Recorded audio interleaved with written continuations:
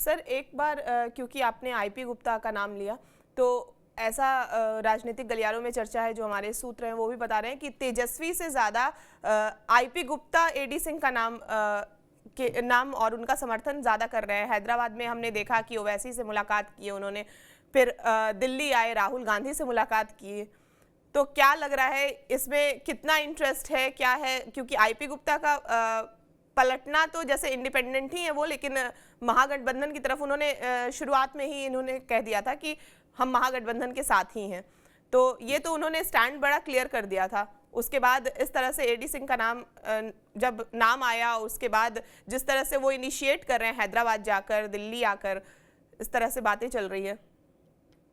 देखिए क्या है, कब कौन राजनीति में पलट जाएगा पता नहीं। मुझे 2014 का लोकसभा चुनाव याद आता है, जब अखिलेश सिंह थे आरजेडी के भीतर, लालू के बड़े चहेते माने जाते थे।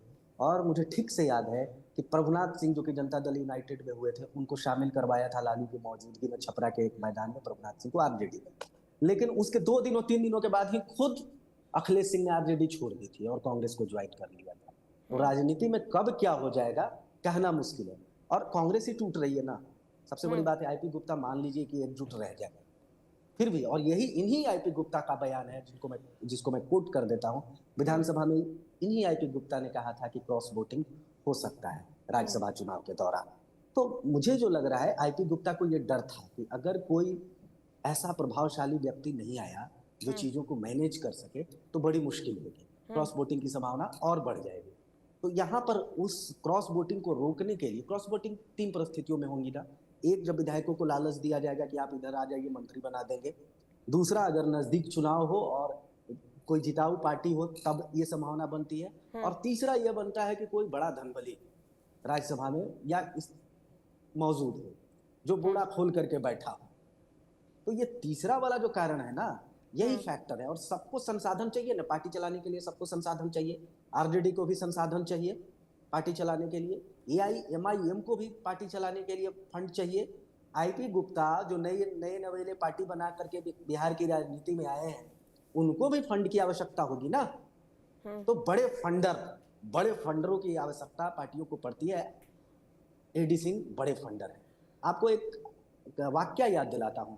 इसी बिहार विधानसभा, जो कि पिछला सत्र बिहार विधानसभा का हुआ, उस दौरान एक आरजेडी के नेता है, एमएलसी हैं, सुनील सिंह यादव। सुनील सिंह ने एक पूर्व राज्यसभा, दिवंगत राज्यसभा का नाम लेते हुए कहा था कि उन्होंने हर साल जनता दल यूनाइटेड को हर साल या हर महीने था 99 लाख रुपए की रकम डोनेट की है, और वो राज्यसभा जाते रहे। और ये वही किंग महेंद्र है जो कहा करते थे कि अगर देश भर में कहीं भी एक राज्यसभा का सीट खाली हो और मुझे राज्यसभा जाना हो, तो मैं राज्यसभा जाऊंगा। और किंग महेंद्र सबसे ज्यादा राज्यसभा में जाने वाले सदस्य रहे, इसी बिहार से रहे हैं, बिहार के जहानाबाद से रहे हैं, एडी सिंह के स्वजाति रहे। तो एडी सिंह की ताकत को लोग समझ रहे हैं कि अगर पार्टी को चाहिए, संसाधन चाहिए, तो कौन लोग मुहैया करा सकते हैं। किंग महेंद्र ने भी ऐसा किया है। जनता दल यूनाइटेड की राजनीति को खड़ा करने में घोषित तौर पर तो कई नाम है, पर्दे के पीछे से किसी ने सबसे बड़ी भूमिका निभाई है, तो उस व्यक्ति का नाम है किंग महेंद्र। पर्दे के पीछे की कहानी है, 2005 में जब जनता दल यूनाइटेड दूसरी बार चुनाव लड़ रही थी और जॉर्ज फर्नांडिस ने पार्टी के पक्ष में संसाधन जुटाने से मना कर दिया था, तब ललन सिंह भागते हुए किंग महेंद्र के पास पहुंचे थे और किंग महेंद्र ने 2005 के सारे चुनावी खर्च को जनता दल यूनाइटेड का उठाया था।